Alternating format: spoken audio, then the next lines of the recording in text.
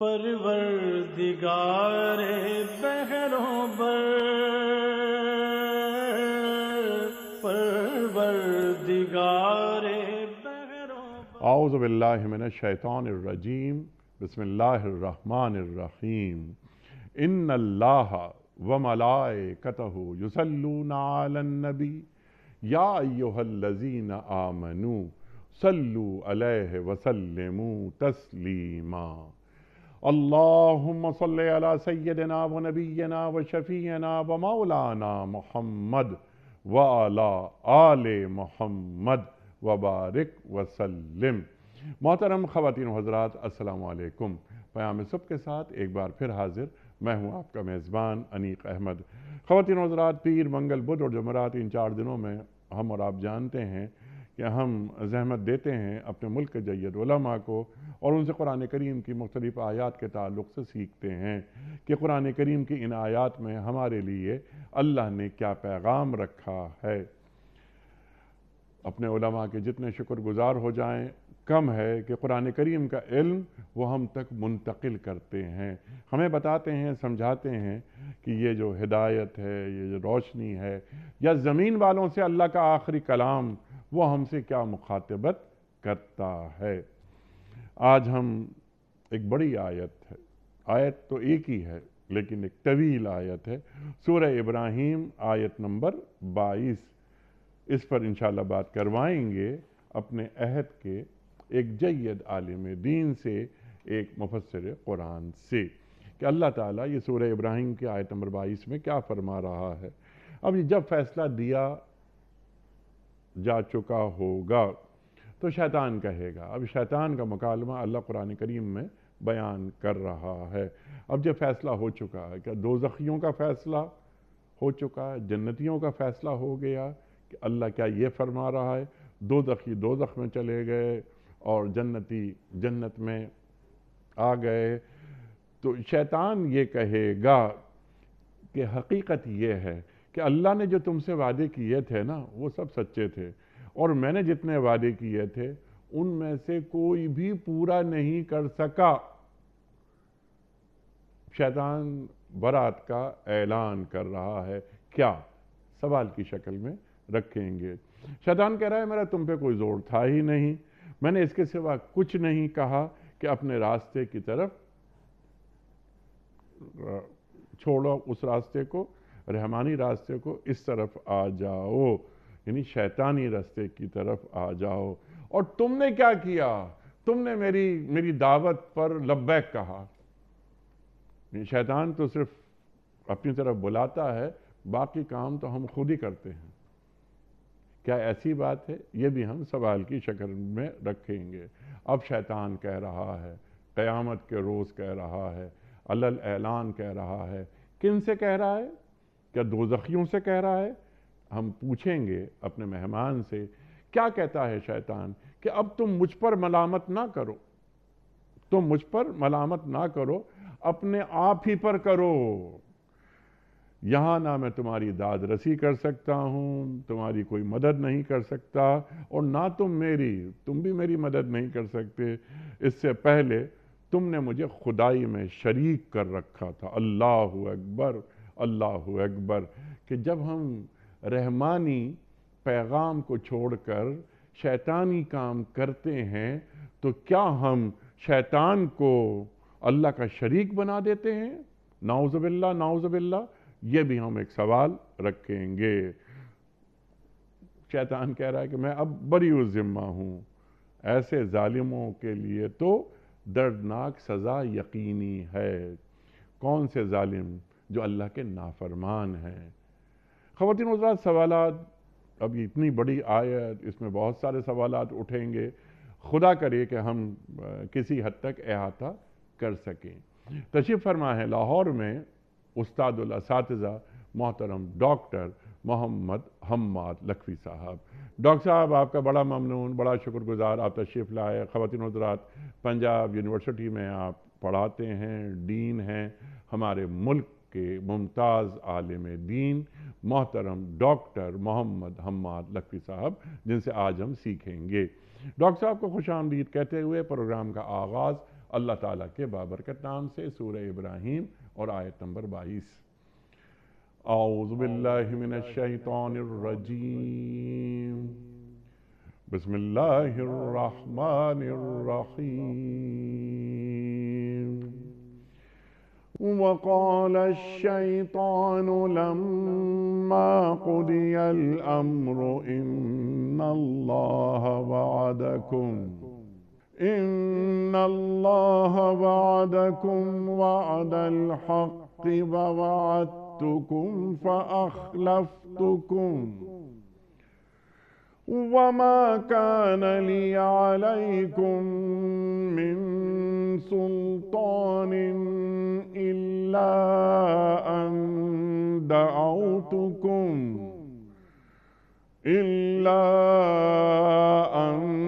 دعوتكم فاستجبتم لي فلا تلوموني ولوموا أنفسكم ما أنا بمصرخكم وما أنتم بمصرخي إني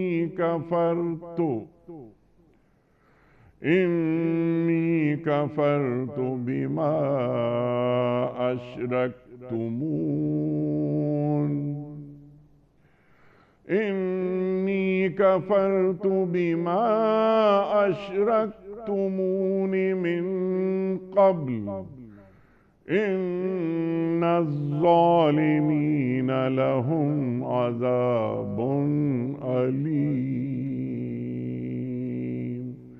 صدق اللہ العظیم۔ جب فیصلہ چکا دیا جائے گا تو شیطان کہے گا حقیقت یہ ہے کہ اللہ نے جو وعدے تم سے کیے تھے وہ سب سچے تھے، اور میں نے جتنے وعدے کیے ان میں سے کوئی بھی پورا نہیں کیا۔ میرا تم پر کوئی زور تو نہیں تھا، میں نے اس کے سوا کچھ نہیں کیا کہ اپنے راستے کی طرف تم کو دعوت دی اور تم نے میری دعوت پر لبیک کہا۔ اب مجھے ملامت نہ کرو، اپنے آپ ہی کو ملامت کرو۔ یہاں نہ میں تمہاری فریاد رسی کر سکتا ہوں اور نہ تم میری۔ اس سے پہلے جو تم نے مجھے خدائی میں شریک بنا رکھا تھا میں اس سے بری الذمہ ہوں۔ ایسے ظالموں کے لیے تو درد کی سزا یقینی ہے۔ خواتین حضرات، محترم ڈاکٹر حماد نقوی صاحب کی خدمت میں اس سے پہلے کہ ہم رکھیں آج کے پروگرام کے حوالے سے پہلا سوال، کل کے پوچھے گئے سوال کا درست جواب اور آج کا سوال آپ کی خدمت میں۔ کل کا سوال ہمارا یہ تھا کہ حضرت یوسف علیہ السلام کے والد کا نام کیا تھا؟ درست جواب حضرت یعقوب علیہ السلام۔ ہمارا آج کا سوال نوٹ فرما لیجئے۔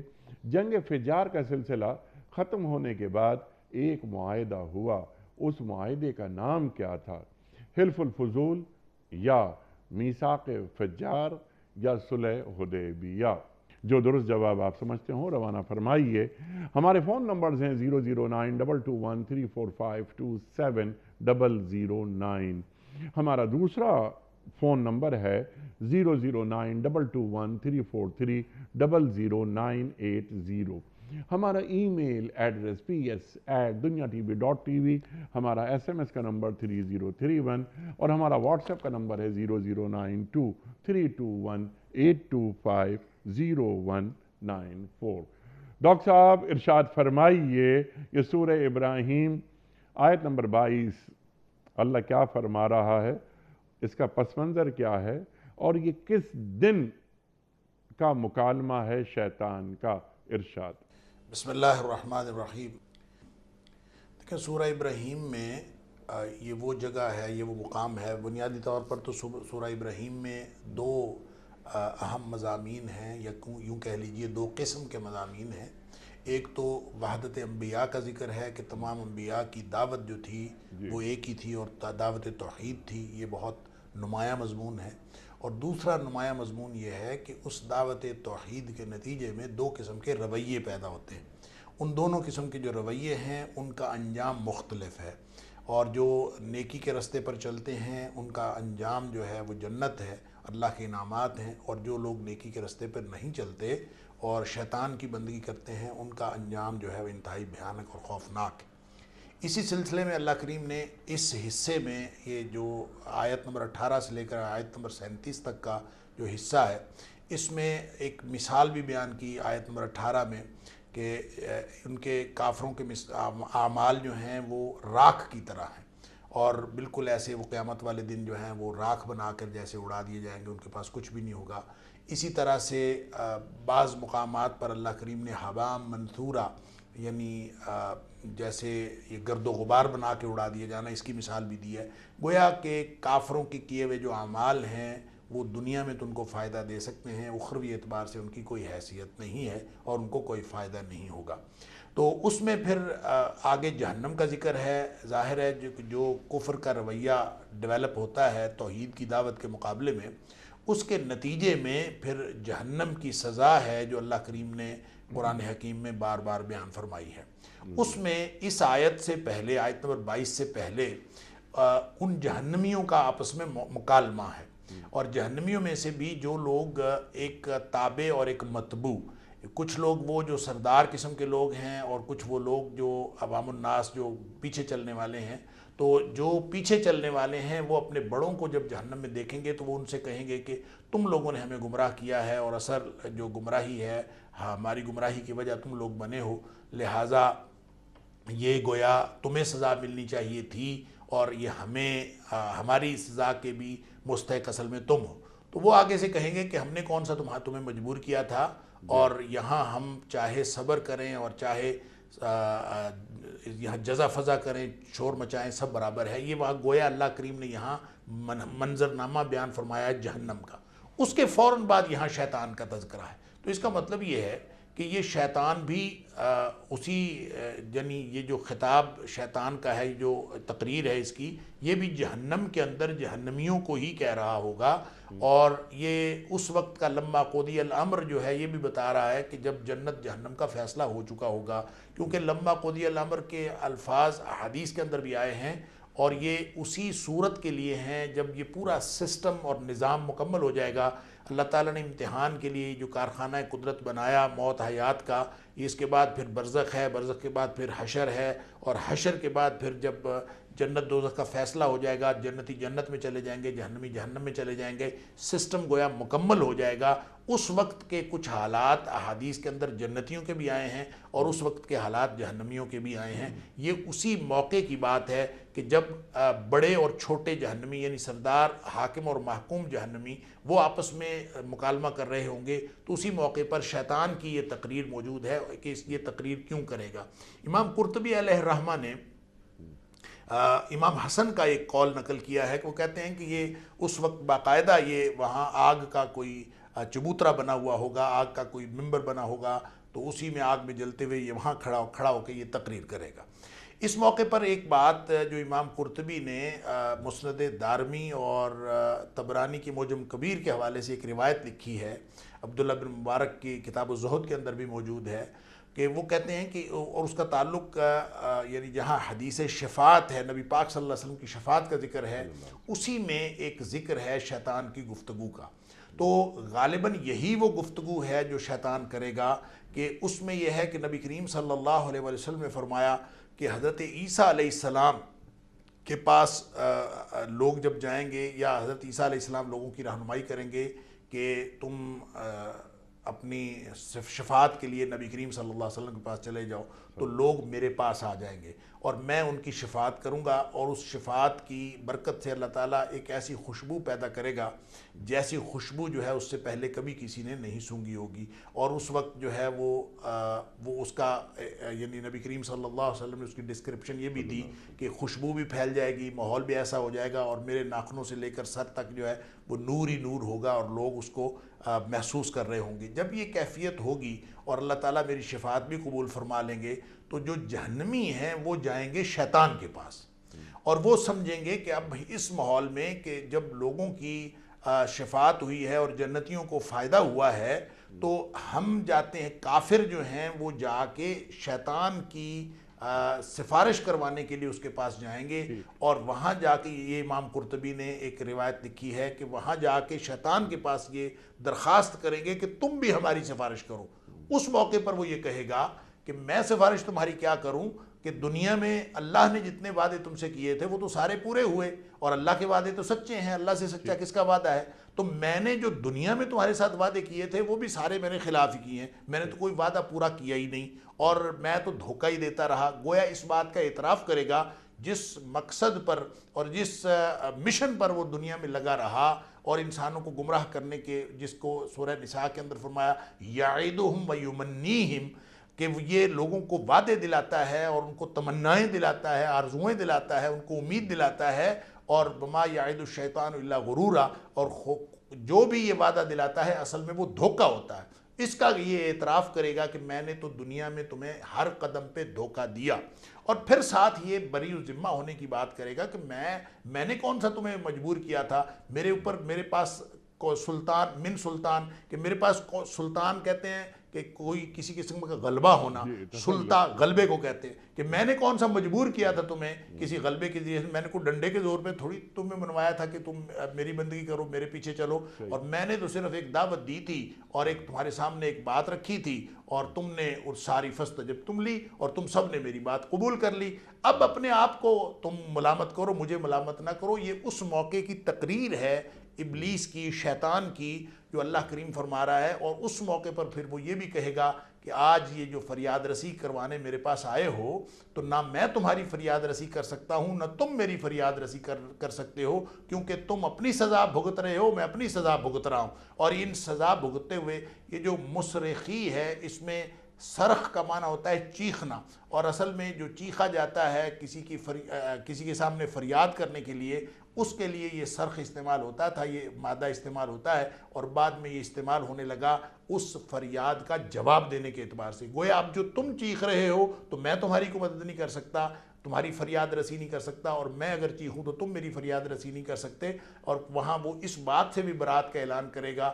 کہ جو تم دنیا میں مجھے شریک ٹھہراتے رہے، میں اس سے بھی انی کفرت، جو تم اس سے پہلے مجھے شریک کرتے رہے ہو، اس سے بھی میں بالکل بری و ذمہ ہوں۔ تو یہ گویا اس کی تقریر اس موقع پر ہے جب جہنمی جہنم میں جا چکے ہوں گے۔ لما قضی الامر اسی بات کو واضح کرتا ہے۔ سبحان اللہ، سبحان اللہ۔ آپ نے پوری آیت مکمل فرما دی کہ بنیادی موضوعات کیا ہیں، بنیادی نکات کیا ہیں، جو اللہ تعالیٰ نے ایک آیت میں بیان فرما دی ہے، تاکہ تم جان لو کہ جو قرآن کریم میں بیان کر رہا ہے اللہ، وہ یہ بات یقینی ہے کہ قیامت کے دن ایسا ہی ہوگا، تو شیطان سے محفوظ رہنے کے طریقے اپنا لو۔ رحمان جس طرح دیکھنا چاہتا ہے اس طرح اپنی زندگی گزارو۔ اچھا ڈاکٹر صاحب، یہ بات تو آپ نے بالکل ایک ایک چیز واضح کر دی۔ اب کچھ سوالات ہم اٹھاتے ہیں تاکہ بات بالکل واضح ہو جائے۔ اللہ نے جو تم سے وعدے کیے تھے وہ سب سچے تھے، میرے وعدے جھوٹے تھے، اور میں تو کوئی بھی وعدہ پورا کر ہی نہیں سکا۔ یہ شیطان کہہ رہا ہے قیامت کے دن دوزخ میں کھڑے ہو کر، جیسا کہ آپ نے ہمیں سمجھا دیا۔ اللہ کے وعدے کون سے ہیں اور کون سے ہوتے ہیں، اور شیطان کے وعدے کون سے ہوتے ہیں؟ من اصدق من اللہ قیلا، اللہ تعالیٰ سے سچی بات کسی کی ہو ہی نہیں سکتی۔ اللہ تعالیٰ نے قرآن کریم میں بہت سارے وعدے کیے ہیں اہل ایمان کے لیے، تو چند وعدوں پر روشنی آپ ڈالیے تاکہ ہمیں معلوم ہو کہ ہم اہل ایمان ہیں۔ اللہ تعالیٰ کا جو وعدہ ہوتا ہے وہ کبھی جھوٹا نہیں ہوتا، اور اللہ تعالیٰ کبھی وعدہ خلافی نہیں کرتا۔ ارشاد۔ دیکھیں، سب سے پہلی بات تو اللہ کا وعدہ یہ ہے کہ جو بھی کوئی نیک عمل کرے گا، اللہ تعالیٰ نے فرمایا فَلَنُحْيِيَنَّهُ حَيَاةً طَيِّبَةً، ہم اس کو، چاہے وہ مرد ہو چاہے وہ عورت ہو، اگر وہ نیک عمل کرے گا حالت ایمان میں، تو ہم اس کو پاکیزہ زندگی عطا کریں گے دنیا میں۔ وَلَنَجْزِيَنَّهُمْ أَجْرَهُمْ بِأَحْسَنِ مَا كَانُوا يَعْمَلُونَ، اور دنیا میں جو وہ عمل کرتے رہے ان کا ہم بہترین اجر ان کو عطا کریں گے۔ یہ اللہ کا وعدہ ہے۔ اب دیکھیں، اللہ تعالیٰ کا ایک وعدہ یہ بھی ہے کہ جو میرا کفر کرے گا میں اس کو جہنم دوں گا، اور جو میری بات مان لے گا، میرے اوپر ایمان لے آئے گا، میں اس کو جنت عطا کروں گا۔ جنت اور جہنم دو باتیں، دو مقامات ہیں، دو باتیں نہیں ہیں، بلکہ یہ دو مقامات ہیں جو اللہ کریم نے بنا دیے ہیں، گھر دو ہی ہیں، ایک جنت ہے اور ایک جہنم ہے۔ اور اللہ تعالیٰ نے دنیا میں جتنے بھی جو بھی لوگ اعمال کر رہے ہیں ان سب کے ساتھ یہ وعدے کیے ہیں کہ جو نیکی کا عمل کرے گا وہ میرے جنت میں جائے گا، اور جو برا عمل کرے گا وہ جہنم میں جائے گا۔ لیکن اس کے ساتھ جو چھوٹی چھوٹی باتیں ہیں ان میں بھی اللہ کریم نے ایک معاہدے کی، ایک وعدے کی بات کی ہے۔ مثال کے طور پر اللہ تعالیٰ نے فرمایا فَاذْكُرُونِي أَذْكُرْكُمْ، تم مجھے یاد کرو میں تمہیں یاد کروں گا۔ اور اس کا مطلب یہ ہے کہ جب انسان اللہ کا ذکر کرتا ہے تو اللہ تعالیٰ اس کا ذکر کرتا ہے۔ اس کی حدیث میں تشریح آئی کہ نبی کریم صلی اللہ علیہ وسلم نے فرمایا کہ اللہ فرماتا ہے کہ جب تم اپنی انفرادی طور پر میرا ذکر کرتے ہو، مجھے یاد کرتے ہو، تو میں انفرادی طور پر اپنے بندے کو یاد کرتا ہوں، اور اگر میرا بندہ جو ہے وہ اجتماعی طور پر محفل میں مجھے مجلس میں یاد کرتا ہے تو میں اس سے بہتر مجلس یعنی فرشتوں کی مجلس میں اس کو یاد کرتا ہوں۔ تو یہ گویا اس بڑے وعدے کے ساتھ کہ جو بڑا وعدہ جنت اور جہنم میں سے کسی ایک کا ہے کہ اگر انسان نیکی کا عمل کرے گا تو وہ جنت میں جائے گا اور برائی کرے گا تو وہ جہنم میں جائے گا۔ تو جیسے اقبال کہتا ہے عمل سے زندگی بنتی ہے جنت بھی جہنم بھی، یہ خاکی اپنی فطرت میں نہ نوری ہے نہ ناری ہے۔ تو کہنے کی بات یہ ہے کہ اس بڑے ٹارگٹ اور اس بڑی منزل کے علاوہ اس منزل کے راستے میں جتنی بھی چیزیں ہیں ہر موقع پر اللہ تعالیٰ کے وعدے ہیں۔ مثال کے طور پر اللہ تعالیٰ فرماتا ہے کہ یہ جو قرآن ہم نے نازل کیا یہ نور ہے، اور جو شخص بھی اس کے پیچھے چلے گا اور اللہ کی خوشنودی اس قرآن کے ذریعے سے حاصل کرنے کی کوشش کرے گا، یہدی بہ اللہ، اللہ تعالیٰ اس کے ذریعے سے ہدایت دے دیتا ہے من اتبع رضوانہ، ہر اس شخص کو جو اللہ تعالیٰ کی رضامندی کا متلاشی ہوتا ہے۔ کس کی ہدایت دے دیتا ہے؟ سبل السلام، سلامتی کے راستوں کی۔ تو سلامتی کے راستوں کا مطلب یہ ہے کہ قدم قدم پہ اس کو سلامتی میسر آتی ہے، یہ بھی اللہ کا وعدہ ہے۔ تو اس طرح سے اللہ تعالیٰ مختلف مقامات پر یہ وعدہ کرتا ہے، جیسے بنی اسرائیل کے ساتھ وعدہ کیا تھا کہ تم میرا وعدہ پورا کرو میں تمہارا وعدہ پورا کروں گا۔ کیا مطلب؟ تم میرا عہد پورا کرو میں تمہارا عہد پورا کروں گا، اور تمہیں میں دنیا میں بھی عروج عطا کروں گا اور آخرت میں بھی عروج عطا کروں گا۔ تو لہٰذا یہ وہ سارے وعدے ہیں۔ پھر جو دعا ہے جو ہمیں سورہ فاتحہ کے اندر سکھائی گئی اہدنا الصراط المستقیم، تو اس کے جواب میں بھی نبی کریم صلی اللہ علیہ وسلم نے فرمایا کہ جب بندہ کہتا ہے اہدنا الصراط المستقیم تو اللہ تعالیٰ فرماتا ہے وَلِعَبْدِ مَا سَأَلَ، اور میرے بندے نے جو مجھ سے مانگا میں نے اس کو عطا کر دیا، یہ بھی اللہ کا وعدہ ہے۔ تو علی ھذا القیاس جتنے بھی دنیا میں انسان عمل کرتا ہے ہر عمل کے نتیجے میں اللہ کا کوئی وعدہ ہے۔ اب اس میں پھر جو چھوٹی چھوٹی چیزیں ہیں، جو چھوٹے چھوٹے اعمال ہیں، یہ انسان کی زندگی کی جزیات ہیں، اس کے بارے میں بھی مثلاً نبی کریم صلی اللہ علیہ وسلم نے فرمایا کہ جو شخص جس کو پسند ہو کہ میری جو ہے عمر میں اضافہ ہو جائے اور میرے رزق میں برکت ہو جائے، فَلْيَصِلْ رَحِمَهُ، وہ صلہ رحمی کرے۔ گویا صلہ رحمی کرے گا تو اللہ کا وعدہ ہے کہ اس کی عمر میں برکت ہو جائے گی، اس کے رزق میں اضافہ ہو جائے گا۔ علی ھذا القیاس یہ جو نبی کریم صلی اللہ علیہ وسلم نے احادیث کے اندر وعدوں کا ذکر فرمایا ہے یا قرآن میں اللہ نے وعدوں کا ذکر فرمایا ہے، حتمی وعدہ وہ ہے جنت اور جہنم کا، کہ نیکی والوں کے لیے جنت ہے اور برائی والوں کے لیے کفر کرنے والوں کے لیے جہنم ہے۔ اس سے پہلے یہ پوری زندگی انسان کی قدم قدم پہ اللہ کے وعدے ہیں کہ تم نیکی کرو گے تو میں تمہیں اس نیکی کا اجر عطا کروں گا، اور تم مجھے یاد کرو گے میں تمہیں یاد کروں گا، تم میرے قریب آنے کی کوشش کرو گے، تم میری طرف چل کے آؤ گے میں تمہاری طرف چل کے آؤں گا، تم میری طرف دوڑ کے آؤ گے میں تمہاری طرف دوڑ کے آؤں گا۔ علی ھذا القیاس ہر موقع پہ اللہ کی طرف سے کوئی کمی نہیں ہے، اللہ کے وعدے انسان کی پوری زندگی کو محیط ہیں۔ سبحان اللہ سبحان اللہ سبحان اللہ۔ پورے قرآن کریم میں بے شمار وعدے ہیں اہل ایمان کے ساتھ اللہ کے۔ اب یہ شیطان قیامت کے دن جہنم میں کھڑے ہو کے بات کر رہا ہے اور دوزخیوں سے کہہ رہا ہے کہ جو اس کی انگلی پکڑ کے چلتے رہے دنیا میں اور ان کے کرتوتوں کی وجہ سے آج وہ دوزخ میں پہنچ گئے، کہ اللہ کے جتنے وعدے تھے وہ سب سچے تھے۔ اللہ اکبر۔ اب شیطان کہہ رہا ہے اور میں نے جتنے وعدے تم سے کیے وہ سب جھوٹے تھے۔ شیطان انسان کے ساتھ جو تعلق اپناتا ہے اور رشتے کو بڑھاتا ہے، انسان سے بھی ایک رشتہ داری ہو جاتی ہے نا جب ہم شیطان کے راستے پہ چلنے لگتے ہیں۔ اللہ قرآن میں فرما رہا ہے لا تتبعوا خطوات الشیطان، شیطان کے بنائے ہوئے راستے پہ نہ چلو۔ اور شیطان تمہارا کھلا دشمن ہے، لیکن ہم کھلے دشمن کو پہچان نہیں پاتے۔ تو اللہ تعالیٰ یہاں کیا فرما رہا ہے کہ شیطان یہ کہہ رہا ہے کہ اللہ کے وعدے سب سچے تھے۔ آپ نے بالکل وضاحت سے بات فرما دی۔ شیطان کہہ رہا ہے کہ میرے جتنے وعدے تھے سب جھوٹے تھے۔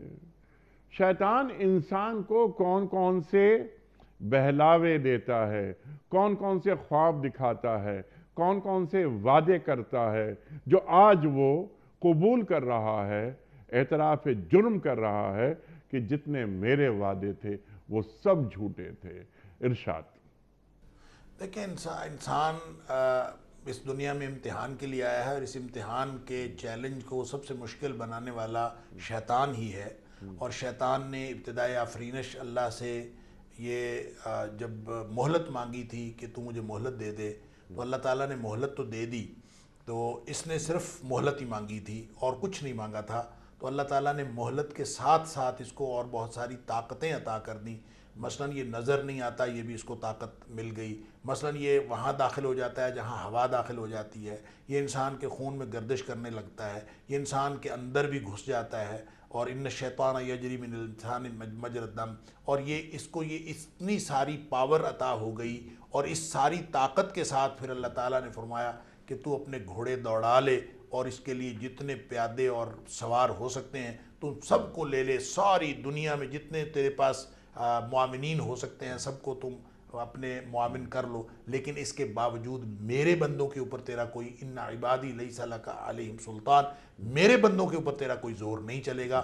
اب یہ اس کے بعد اس سے لے کر یہ شیطان جو ہے یہ آغاز کرتا ہے انسان کے دل میں وسوسہ ڈالنے سے۔ لہٰذا جب کبھی انسان یعنی گمراہ کرنے کی کوشش کرتا ہے شیطان، تو اس کا آغاز ہوتا ہے انسان کے دل میں وسوسہ ڈالنے سے۔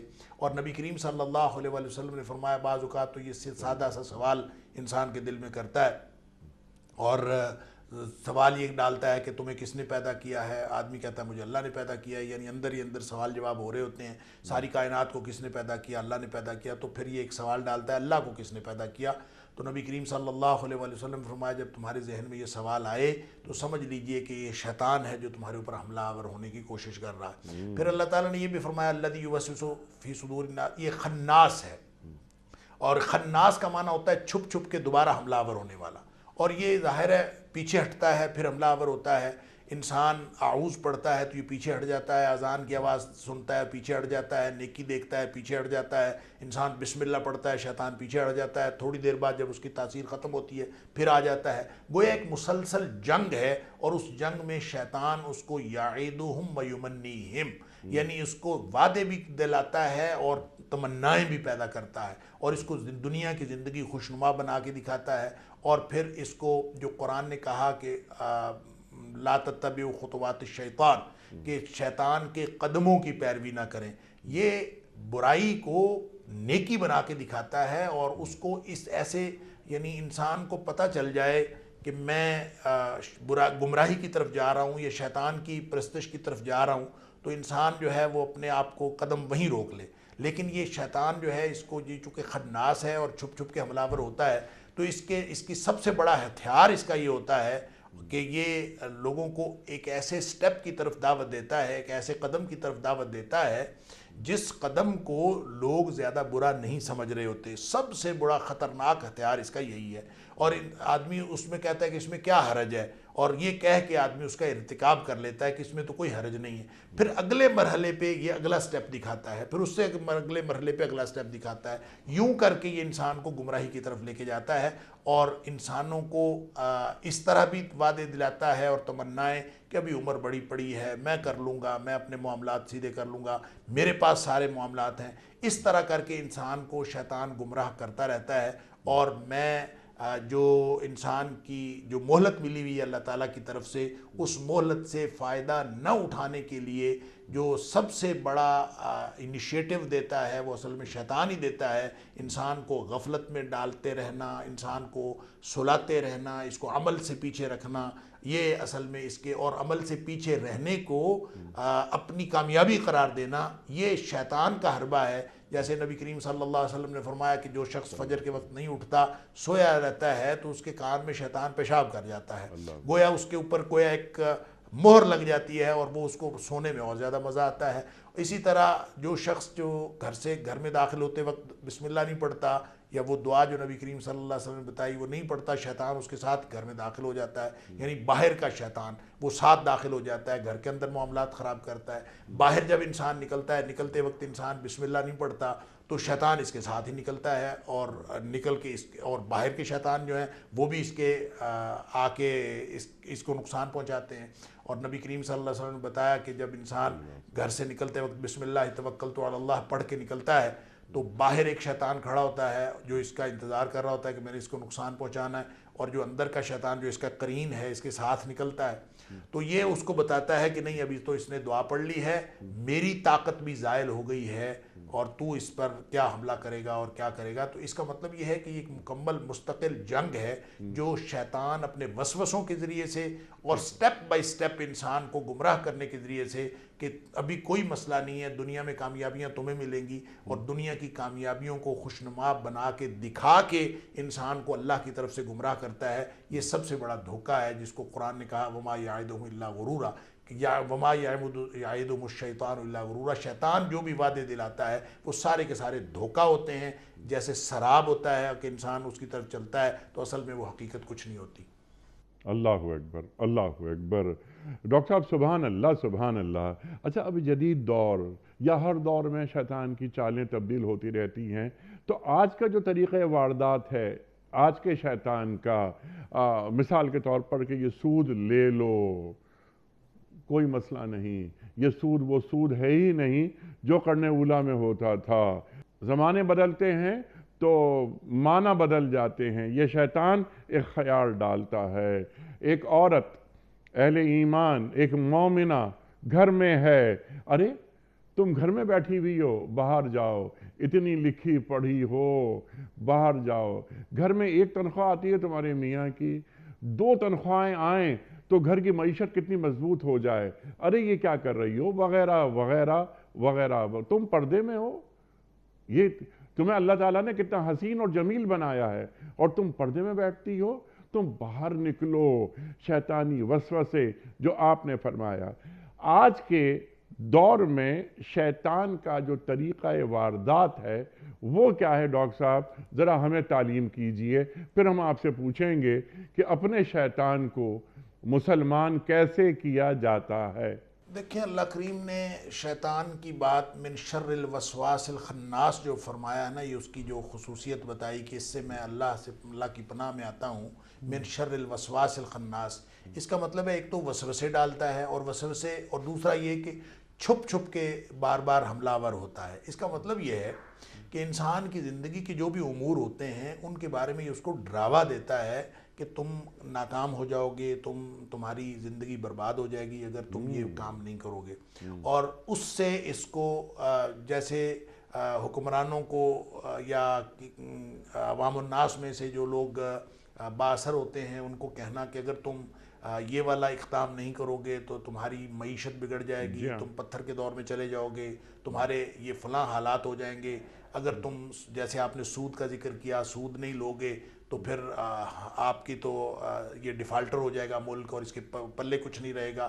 ایسی باتیں اور ایسی خطرناک باتیں وسوسے ڈالنا, اور ساتھ جو ہے وہ تمنائیں اور امیدیں دلانا کہ اگر تم یہ حرام کام کر لو گے تو اس سے یہ نتیجہ نکلے گا, اگر یہ کر لو گے اس سے اور فائدہ ہوگا, اور فائدے دکھانا. یہ اصل میں شیطان کا ہر دور میں حربہ رہا ہے, اور جس طرح کا انسان ہوتا ہے اس کے وسوسے بھی اسی طرح کے ہوتے ہیں, اور اس کا شیطان اس کے اوپر اسی طرح کے حملے کرتا ہے اور اسی طرح کے وعدے دلاتا ہے اور تمنائیں دلاتا ہے جس طرح کسی کا ذوق ہوتا ہے. یا اس کو اگر آپ علامہ ابن جوزی کی کتاب ہے تلبیس ابلیس, کہ یہ جو ابلیس ہے یہ ہمیشہ آپ کو کوئی بھی چیز جو ہے وہ سیدھی نہیں دکھاتا, ہر چیز کو ملمہ کاری کرتا ہے, اور ملمہ کاری کر کے پھر آپ کو سامنے ایک چیز لاتا ہے اور انسان کو کبھی بھی سمجھ نہیں آنے دیتا کہ اصل چیز کیا ہے. لہٰذا حکمران کا جو شیطان ہے، یا حکمرانوں کا جو فتنہ ہے وہ مختلف ہے، ان کو وسوسہ بھی مختلف ڈالتا ہے، ان کو وعدے بھی مختلف دلاتا ہے۔ عوام الناس کے جو وسوسے ہیں وہ مختلف ہیں، ان کے فتنے مختلف ہیں، لیکن ہر شخص اسی طرح جو پڑھا لکھا آدمی ہے اس کا فتنہ مختلف ہے، اسی طرح کوئی شخص جو اگر اپنے آپ کو اللہ تعالیٰ کے قریب سمجھتا ہے تو اس کا فتنہ مختلف ہے، اور اس کو اس چکر میں ڈال دے گا کہ تیرے سے زیادہ نیک ہی آدمی کوئی نہیں ہے، تو سب سے زیادہ نیک آدمی ہے، اس کو عجب میں مبتلا کر دے گا، اور وہ اس طرح سے وہ شیطان کی گمراہی میں اس کے وعدوں میں آ جاتا ہے۔ لہٰذا اس کا کوئی ایک بنا سورا یا سیدھا سادہ کوئی مستقل طریقہ نہیں ہے، بلکہ اس کے مختلف طریقے ہوتے ہیں، اور ہر شخص کو گمراہ کرنے کے لیے اس کے مزاج، اس کے ماحول اور اس کی ضرورتوں کو یہ ملحوظ رکھتا ہے، اور جس شخص کو جو ضرورت ہوتی ہے اس کے بارے میں اس کو گمراہ کرتا ہے، اور وہ پھر شخص اللہ تعالیٰ پر توکل کرنے کی بجائے شیطان کے پیچھے اور اس کے ڈالے ہوئے اللہ وسوسوں پہ کے پیچھے توکل چل کرنے پڑتا کی ہے۔ بجائے شیطان پہ توکل کرنا شروع کر دیتا ہے۔ اچھا، یہ انفرادی معاملات تو ہو گئے، ہم جیسے معمولی لوگ جو ریاست میں رہتے ہیں شیطان حملہ آور ہوتا ہے، لیکن ریاست کے جو حکمران ہوتے ہیں کیا ان پر بھی شیطان حملہ آور ہوتا ہے کہ ارے یہ کیا مسئلہ، اگر تم نے کسی بڑی طاقت کے سامنے کوئی فیصلہ کر لیا تو ایسا نہ ہو کہ کوئی بڑی طاقت تمہیں پتھروں کے زمانے میں لے جائے، تمہاری معیشت کو روک دے، تمہارے رزق کے دروازے بند کر دے، وغیرہ وغیرہ۔ ارشاد۔ بالکل ایسے ہی ہے۔ دیکھیں نا، جب انسان یہ سمجھتا ہے کہ فلاں ملک میری مدد کر دے گا تو میں ہمارا کوئی حکمران یہ سمجھتا ہے کہ فلاں ملک ہماری مدد کر دے گا تو ہم جو ہے وہ بہتر معاشی اور سیاسی پوزیشن میں آ جائیں گے، مضبوط پوزیشن میں آ جائیں گے، یہ دراصل بے ایمانی کی اور یعنی یوں کہہ لیجئے کہ ایمان کی کمزوری کی دلیل ہے، کیونکہ اللہ تعالیٰ نے بہت سادہ الفاظ میں یہ بات سمجھائی ہے کہ ینصرکم اللہ فلا غالب لکم۔ اہل ایمان کے لیے غلبے کے اور عروج کے قوانین اللہ کے اور ہیں، اور جو ایمان والے نہیں ہیں ان کے لیے اللہ کے قوانین اور ہیں۔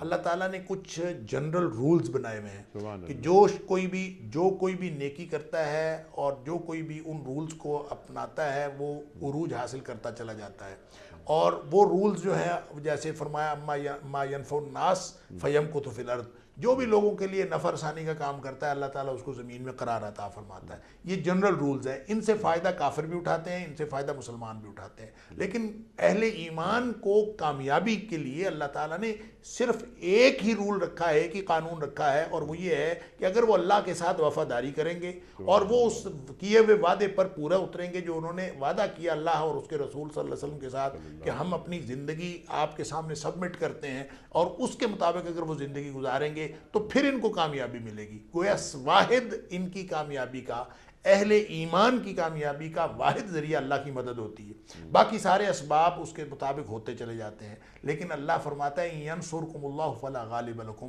اگر اللہ تمہاری مدد کرتا رہے، یہ قانون ہے، فلا غالب لکم، پوری دنیا میں تمہارے اوپر کوئی غالب نہیں آ سکتا، نہ کوئی سیاسی طور پر غالب آ سکتا ہے، نہ کوئی معاشی طور پر غالب آ سکتا ہے، تم کبھی مغلوب نہیں ہو سکتے۔ لیکن وَإِن يَخْذُلْكُمْ، جب اللہ ہی تمہیں چھوڑ جائے، تو یہ تھی وہ واحد طاقت انسان کی، جب اللہ کی مدد مسلمانوں کا اور اہل ایمان کا ساتھ چھوڑ جائے، فَمَنْ ذَا الَّذِي يَنْصُرُكُم مِّن بَعْدِهِ، تو پھر بھری کائنات میں کون ہے جو تمہاری مدد کرے؟ وَعَلَى اللَّهِ فَلْيَتَوَكَّلِ الْمُؤْمِنُونَ، اہل ایمان کا بھروسہ تو اللہ پر ہونا چاہیے تھا۔ جب لوگ بھروسہ کسی اور چیز پر کرتے ہیں تو پھر یہ مغلوبیت، اہل ایمان جب کسی اور چیز پر بھروسہ کرتے ہیں تو پھر یہ مغلوبیت کے میں آ جاتے ہیں، اور اگر یہ مغلوبیت سے نکلنا چاہتے ہیں تو ان کو اللہ کی مدد حاصل کرنا پڑے گی، اور اللہ کی مدد حاصل کرنے کے لیے ان کو ایمان کی حفاظت کرنی پڑے گی۔ وَأَنْتُمُ الْأَعْلَوْنَ إِن كُنتُم مُؤْمِنُونَ، اگر تم مومن ہو تو پھر تم عروج اور کامیابی تمہارا مقدر ہے۔ اللہ اکبر، اللہ اکبر۔ ڈاکٹر صاحب لاسٹ منٹ جاری ہیں، کنکلوڈ فرما دیجئے، اور بس یہ آخری 2-3 پوائنٹس۔ اب شیطان کہہ رہا ہے کہ تم مجھے ملامت نہیں کرو، اپنے آپ ہی کو ملامت کرو، بات یہ بالکل واضح ہے، میں تمہارے لیے اب کچھ بھی نہیں کر سکتا۔ جہنم میں کھڑے ہو کر شیطان بیان کر رہا ہے۔ اب ایک نکتہ جس پر میں چاہتا ہوں کہ آپ بات فرمائیں، تم نے مجھے خدائی میں شریک بنا رکھا تھا، اللہ اکبر، میں اس سے بری الذمہ ہوتا ہوں۔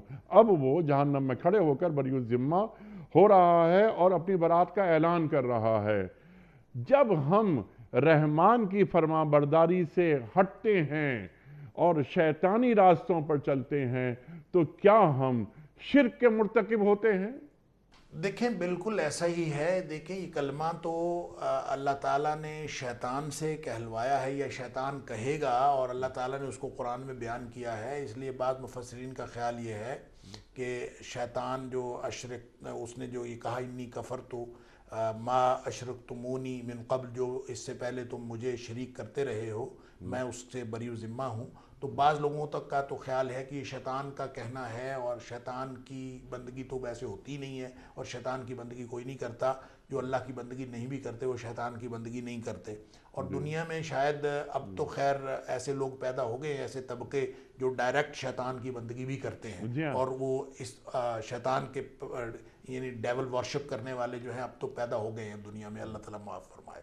لیکن جو ہر دور میں جو بھی اللہ کی بندگی نہیں کرتا وہ دراصل شیطان کی بندگی کرتا ہے، یعنی چاہے وہ اپنی مرضی کر رہا ہو، چاہے وہ کسی اور کی مرضی کر رہا ہو، جو اللہ اور اس کے رسول صلی اللہ علیہ وسلم کی لگائی ہوئی حدود سے باہر نکلتا ہے وہ دراصل شیطان کی بندگی کرتا ہے۔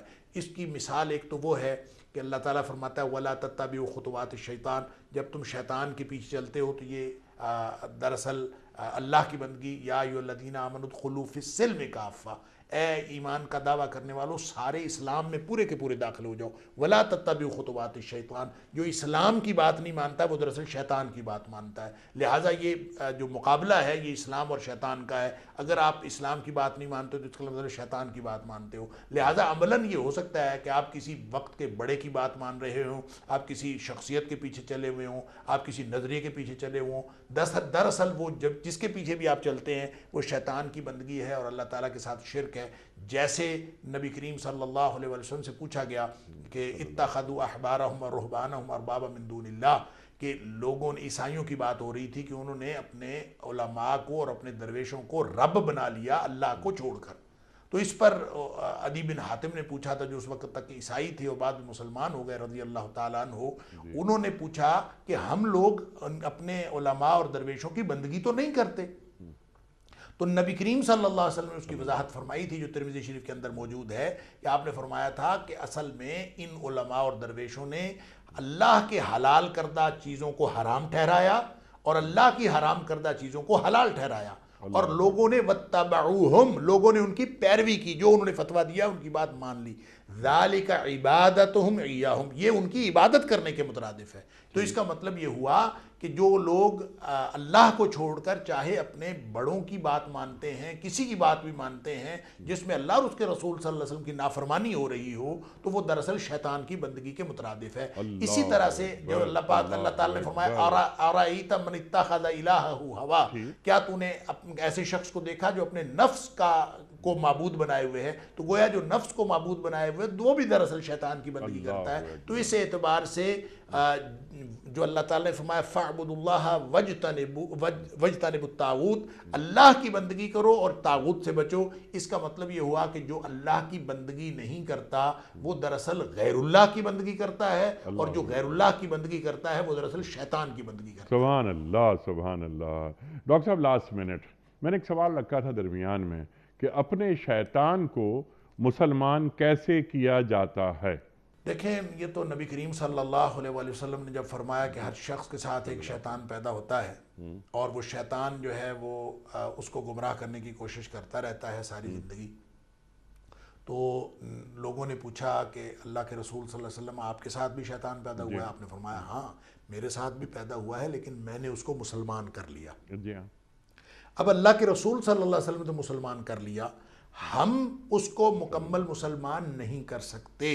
ہم صرف اس شر سے بچنے کے لیے نبی کریم صلی اللہ علیہ وسلم کے بتائے ہوئے طریقوں پر عمل کریں تو اس سے شر سے بچ سکتے ہیں، اور وہ شیطان جو ہے وہ اس کو بے بس کر سکتے ہیں۔ اور وہ بے بس کیسے ہوتا ہے اس کے لیے نبی کریم صلی اللہ علیہ وآلہ وسلم نے جو دین اسلام کا طریقہ، جو سارے فرائض ہیں وہ پورے کرنے سے شیطان بے بس ہوتا ہے، اذان دینے سے شیطان بھاگ جاتا ہے، نماز پڑھنے سے شیطان دور ہو جاتا ہے، بسم اللہ پڑھنے سے شیطان کی طاقت زائل ہو جاتی ہے. جیسے میں نے عرض کیا کہ نبی کریم صلی اللہ علیہ وآلہ وسلم نے فرمایا کہ اگر کوئی شخص اپنے گھر میں داخل ہوتے ہوئے بسم اللہ پڑھ لیتا ہے تو شیطان بے بس ہو جاتا ہے جو اس کے ساتھ داخل ہو رہا ہوتا ہے گھر، اور وہ جا کے کچھ نہیں کر سکتا. اسی طرح باہر نکلتے وقت بسم اللہ پڑھ لیتا ہے تو صرف وہ شیطان بے بس نہیں ہوتا جو اس کے ساتھ آیا ہے، بلکہ جو باہر کھڑے ہوئے شیطان، دیگر شیاطین ہیں جو اس کو نقصان پہنچانے کے لیے انتظار میں ہوتے ہیں، وہ بھی بے بس ہو جاتے ہیں. اس کا مطلب یہ ہے کہ وہ ذکر اذکار جو اللہ سبحان اللہ سبحان اللہ.